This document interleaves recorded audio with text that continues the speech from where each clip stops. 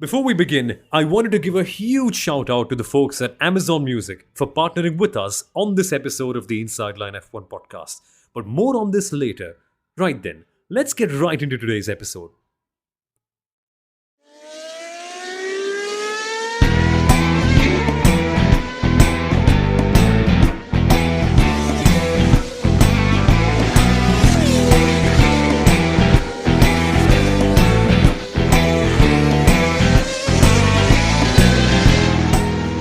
I'm genuinely confused as to how a race can have so many chaotic moments, but still end up being very bland on the broader scheme of things. Max Verstappen has won the Chinese Grand Prix. Yes, of course, casual, we all know that. It's been a great weekend for him. And we should talk a little bit more about how good he was this weekend. But there are so many bigger stories to pull apart, so many crazy things. It's a weekend where all of us folks have to celebrate because on the Inside Line F1 podcast, we have three favorite drivers. One unironically, two ironically. Actually, no, not three. We have four, right? Because Carlos Sainz as well. So Sainz and Fernando Alonso, we can count them as our unironic favorites here. But the ironic ones both ended up getting a penalty today, and that is a celebration of it all. Kunal, Logan Sargent, Lance Stroll, two incredible performances, particularly by Lance. What a restart, huh? My goodness. I mean, we just have to bring it up, right? Because we love them so much. We always talk about them. We always praise them to the point. So we have to celebrate when they both do special things together. Together and individually, right? That's what they did. Lance Stroll was actually, at the restart, you are supposed to look at the car ahead, period. Daniel Ricciardo has been so furious with him being with Lance Stroll for whatever happened there. And, it was, ironically, Lance had somebody up ahead locked up their brakes. And that somebody actually was Fernando Alonso, who locked up his brakes and then had the concertina effect, as we say. But, I don't think Lance would have anyway been in the points. What do you guys think? It's unlikely, no, Sundaram? It's... I think he was battling. I think he was battling at for 12th or 13th at the point. No, I think he was within the top 10 at that point. He was in the points then because he was just behind Oscar Piastri and the gang. He was literally 8th. He was 8th at that point, and he could have been there maybe a point or two towards the end. But it's very funny because the person who's done this is, of course, Lance Stroll, and the person he's done it to did it 6 years ago to Max Verstappen. And I don't know if Max Verstappen got a deja vu moment during the post-race cool-down room when he saw the replay of this. But Daniel Ricciardo was furious. He was absolutely furious. And they showed the replay so many times that everyone was focusing on Fernando Alonso. But it is actually Carlos Sainz who actually kickstarted all of this. He was trying to get closer to Perez. He locked up. He didn't lock up, but he came very, very close to Perez. Alonso then had to lock up, and then that just let everyone else come behind one after the other.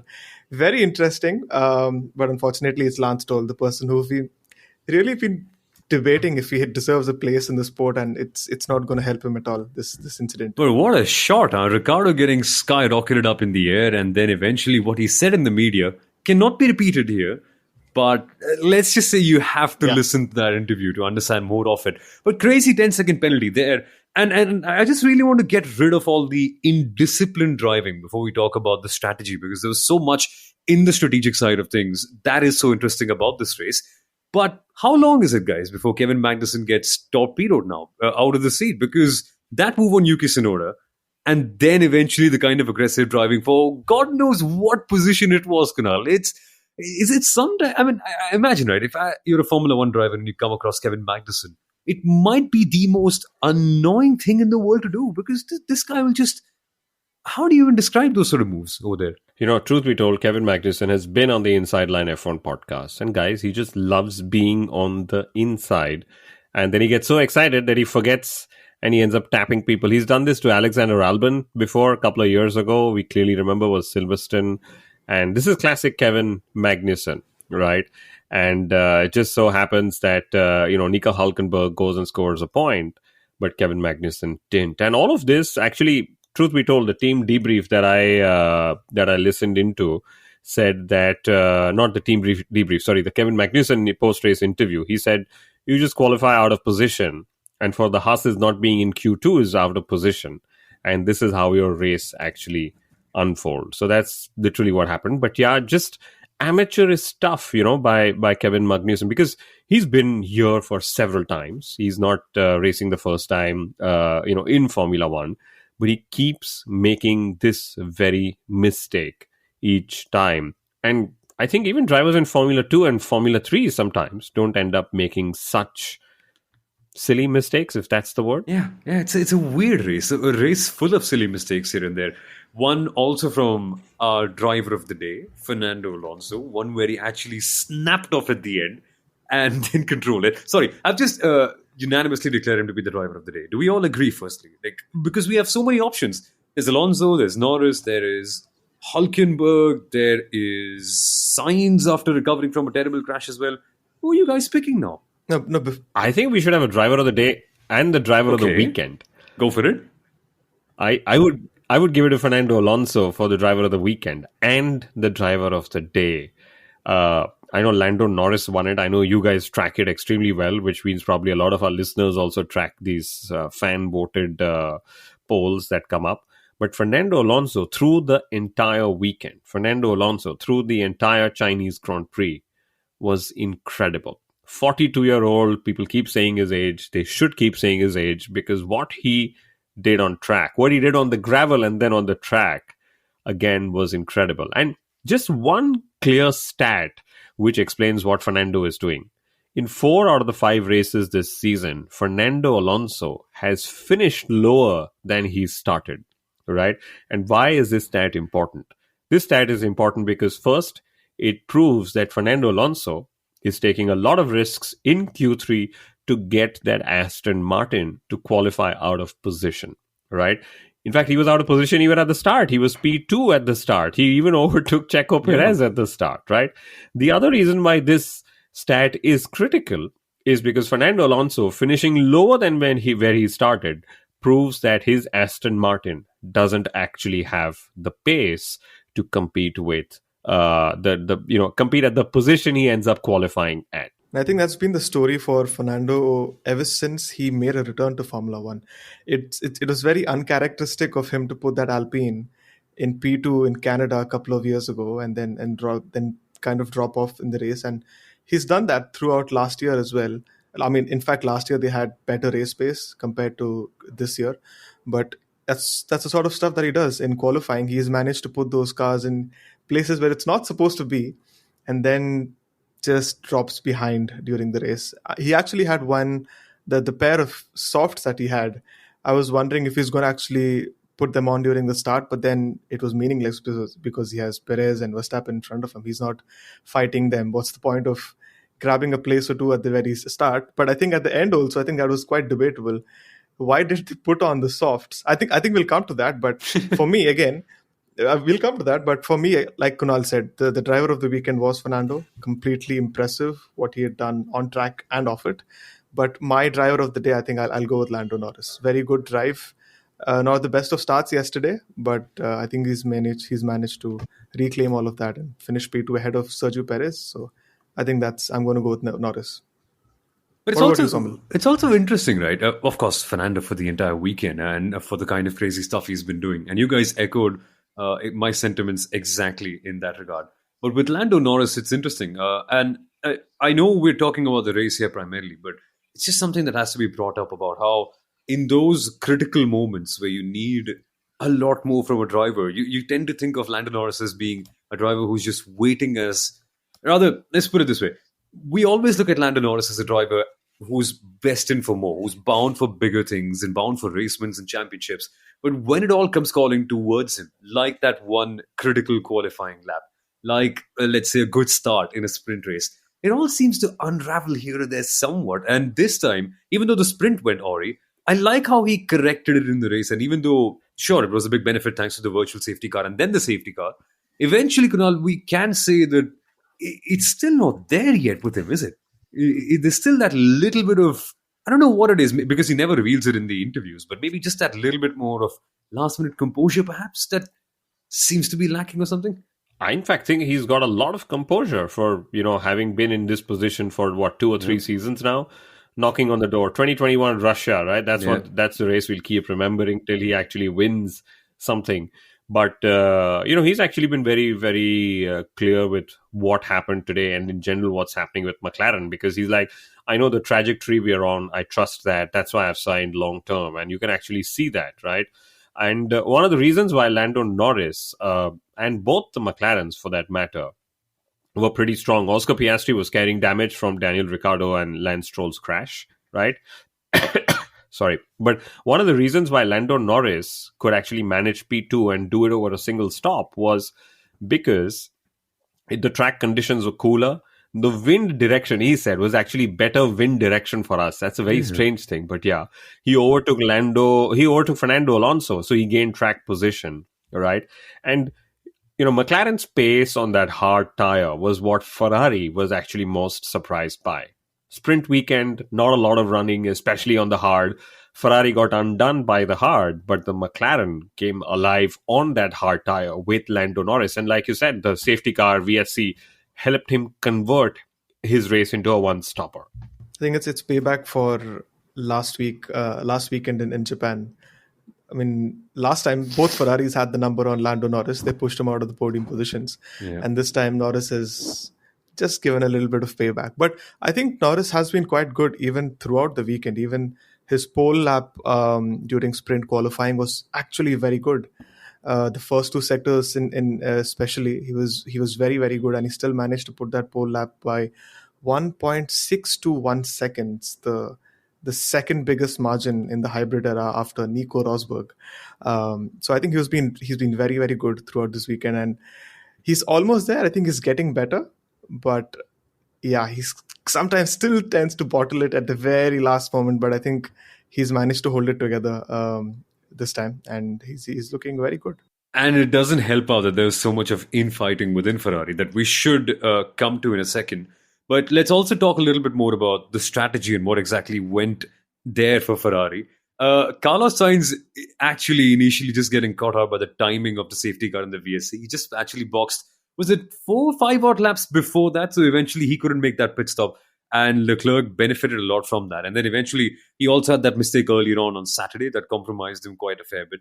But there's also an interesting question that we just have to ask. With Alonso and that whole safety car on VSC that completely turned around the race, why did they go on the softs? Seriously, what was going on there? They had options, didn't they, Sundaram? I think they had a hard compound tire and a medium.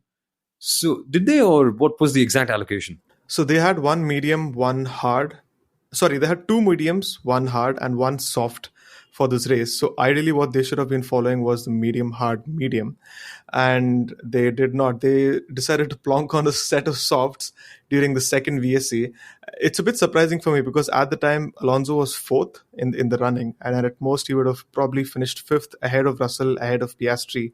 But now he's finished seventh, I believe. He finished seventh behind George Russell. He didn't have enough pace towards the end with even the mediums.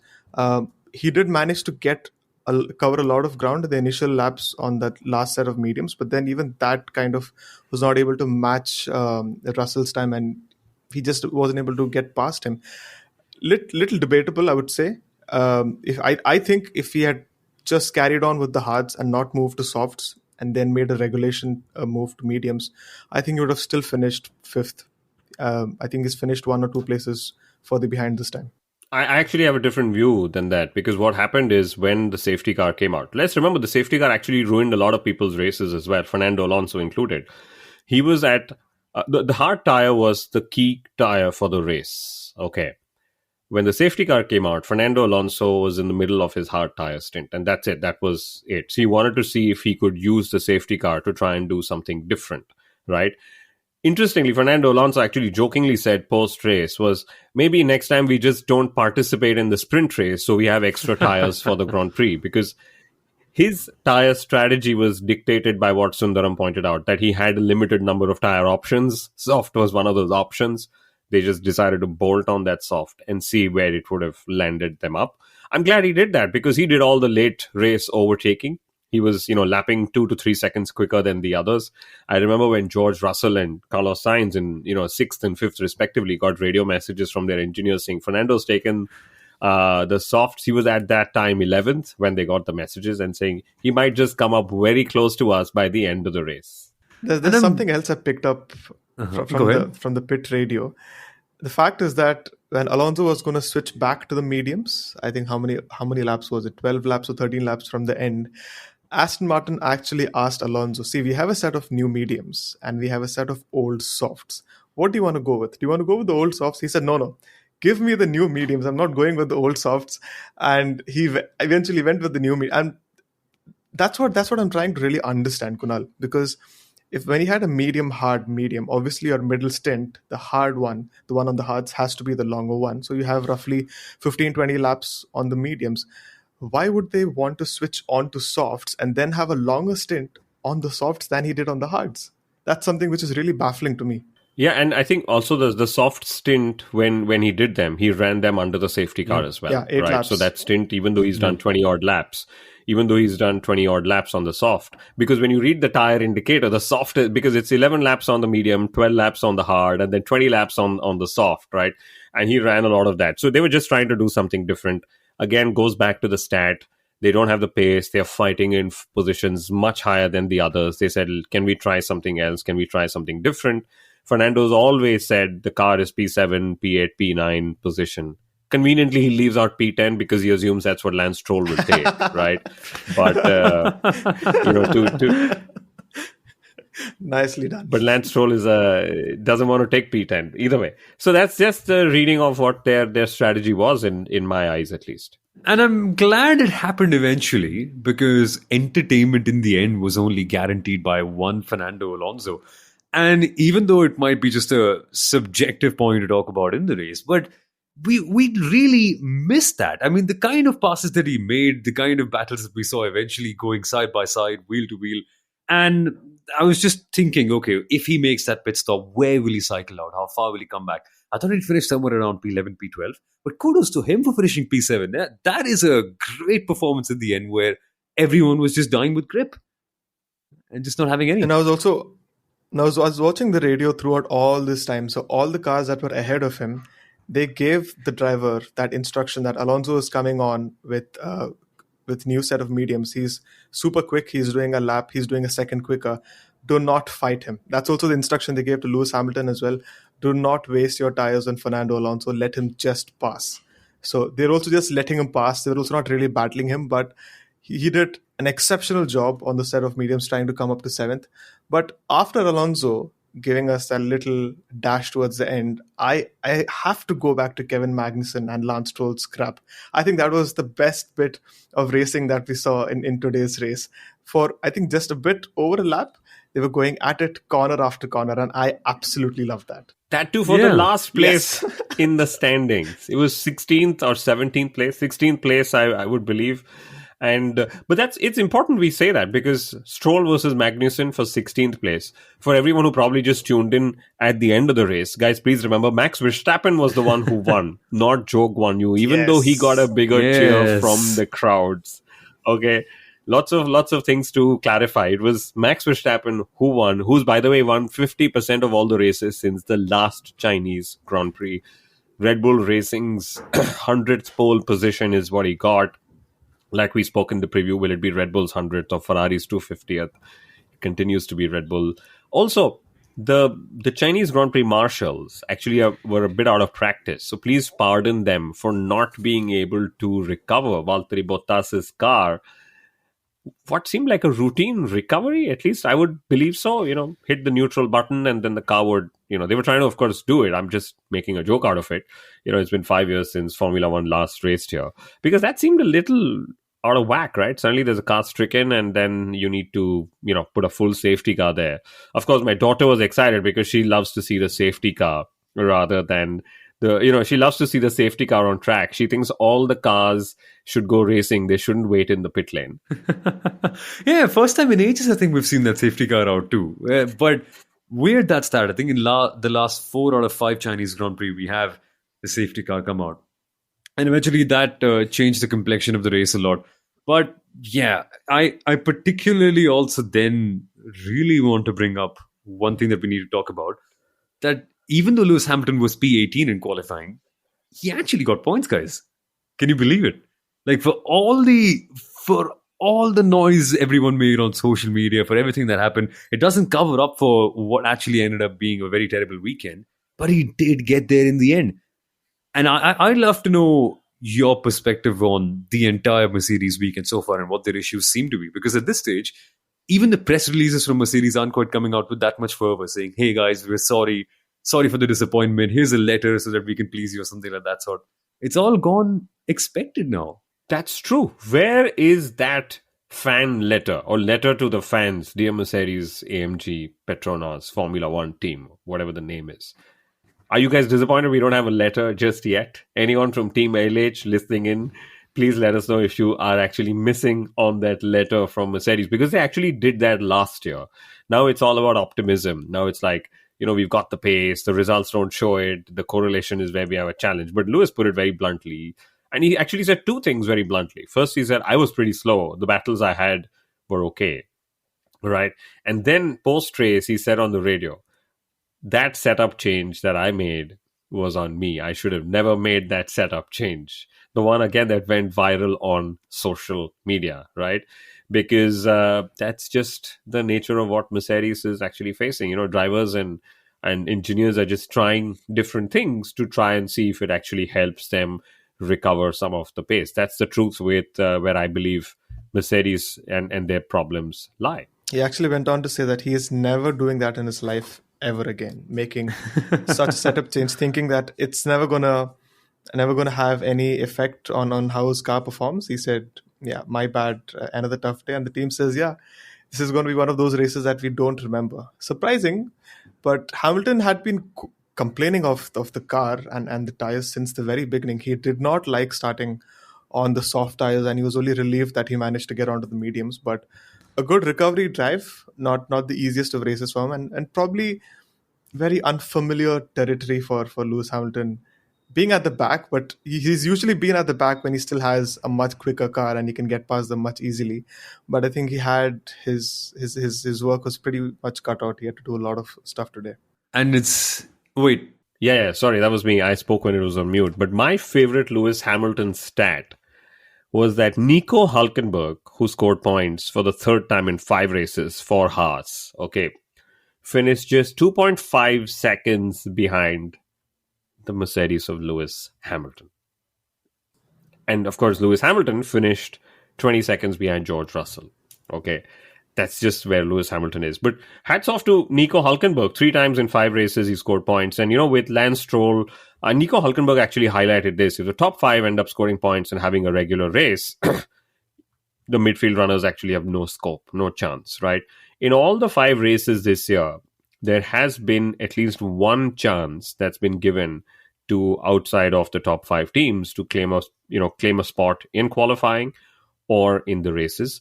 The 2 heroes, and I say heroes because it's extremely competitive outside of the top 5. The 2 heroes have been Yuki Tsunoda, who of course got knocked out this race weekend, and then Nico Hulkenberg. So they've either taken that vacant slot in qualifying or then taken the extra point or 2 in the race itself.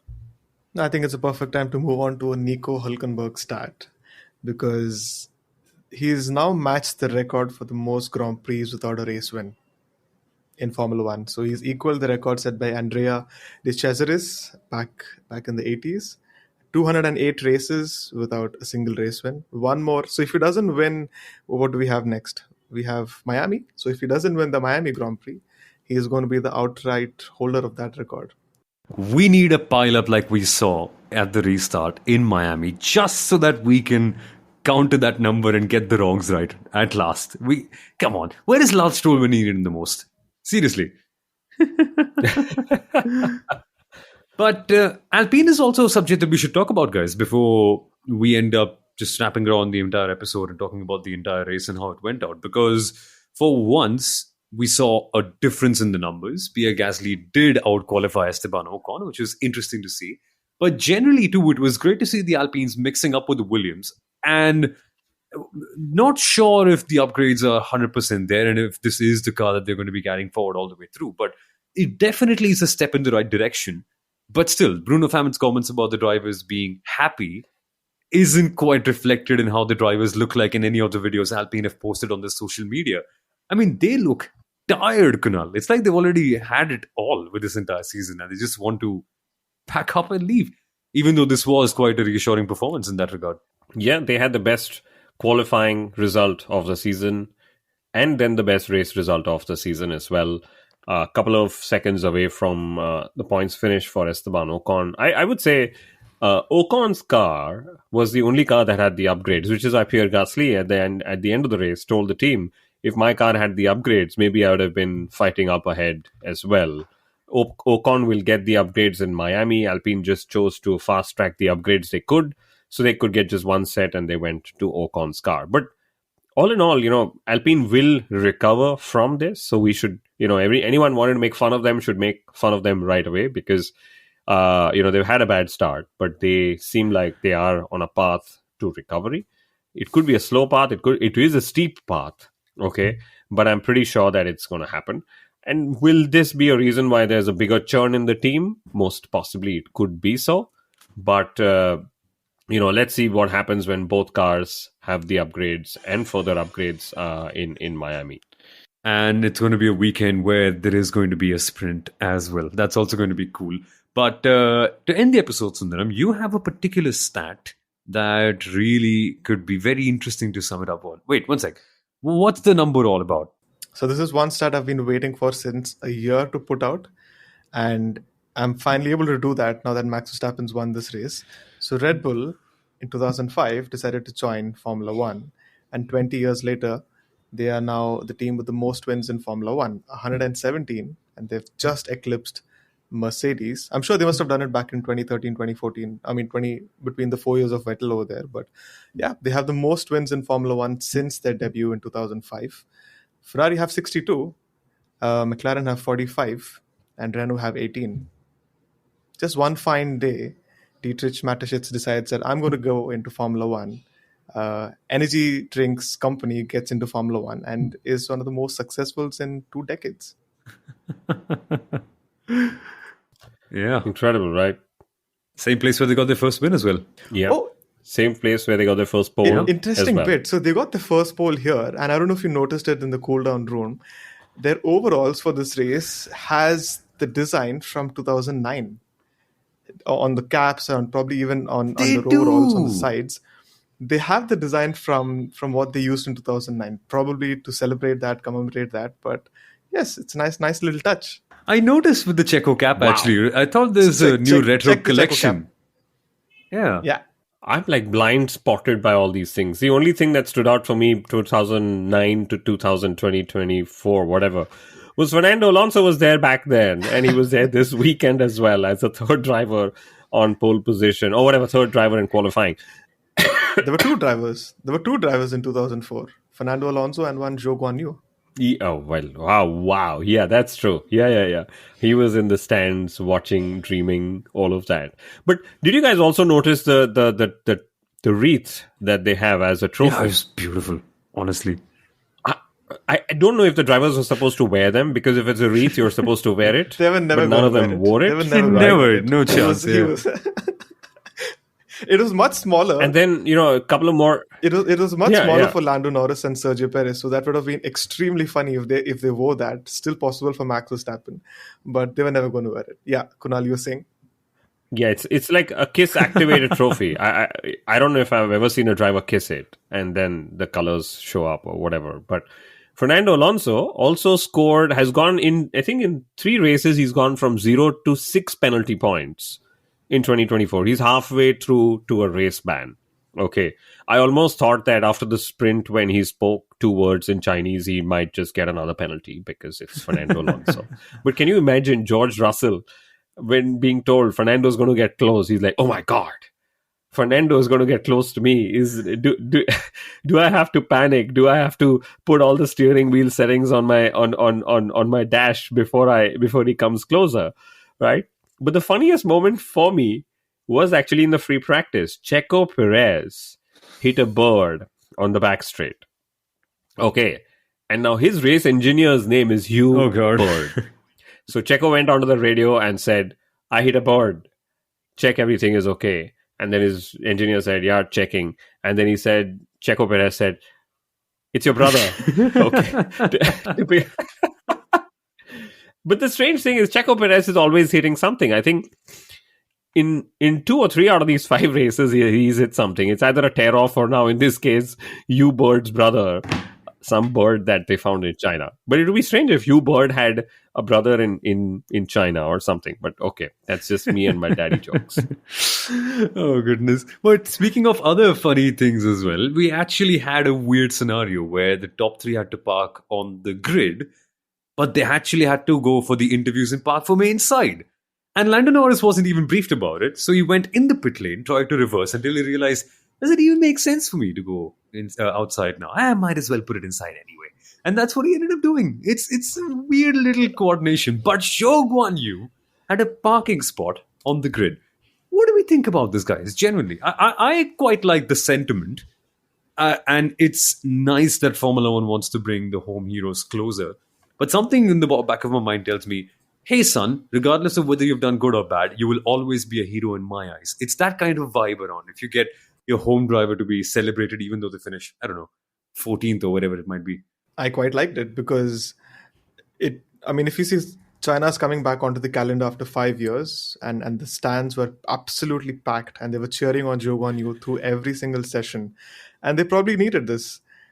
But at least I liked it. I thought this is a very nice way for them to cheer on and connect with their drivers towards the end. I know he's not the most successful driver in terms of results over these past couple of seasons, but he still had that moment. And I'm just probably going to be waiting for that day when we all turn up at the Indian Grand Prix stands and we are able to cheer on maybe a Kushmaini one of these days at the end of the race.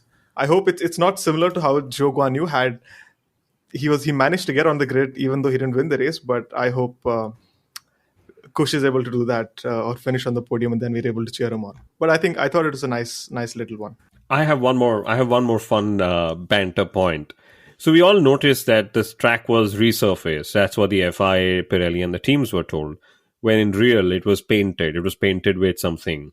Now here's Carlos Sainz. I absolutely love I don't know how he speaks to his girlfriend and his parents and all. I'd love to be a fly on the wall when that happens. Every other driver said, yeah, there's some weird paint that's there on the track and it's darker. And that's pretty much what Magnussen said, Verstappen said, several other drivers literally were like weird paint, something we don't know what's been treated. We'll see where it goes. This is what Carlos Sainz had to say, and I'm going to quote him. I don't think the FIA or the teams quite understands what's been done here. Fine, that's a typical human statement. Now, this is a Carlos Sainz statement. It has been a full resurface or just a weird bitumen treatment to the track. He had to get technical even with something like this. You know what's the funny bit? Yeah. The funny bit is because it's not the drivers and teams that were caught unaware. It was actually the FIA and Pirelli as well. The Chinese Grand Prix organizers did not inform them that they were painting on the tarmac, and even they were caught unaware. So they said, okay, yeah, they should have informed us. They did not, but we'll probably work closer and see that this sort of miscommunication does not happen. But even they were surprised that they turned up at the track and it was a lot darker than usual. And Carlos Sainz eventually with the best explanation possible. Crazy. I mean, what a wild weekend full of some really weird moments, but eventually a good race in the end, won by Max. But if you thought that the sprint action was over and done with, we are going to be back with more from Miami very, very shortly as well. So stay tuned on the Inside Line F1 podcast, folks, where we'll be back with some more content and also the Miami GP preview coming up shortly. Thank you so much for listening and watching, folks. We'll be back. Bye-bye.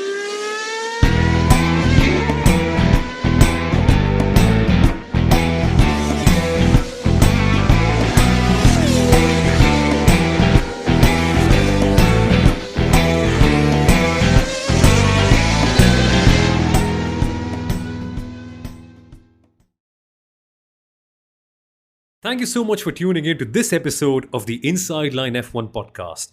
Before we ended, I just wanted to say a huge thank you to Amazon Music once again for partnering with us on this episode of the podcast.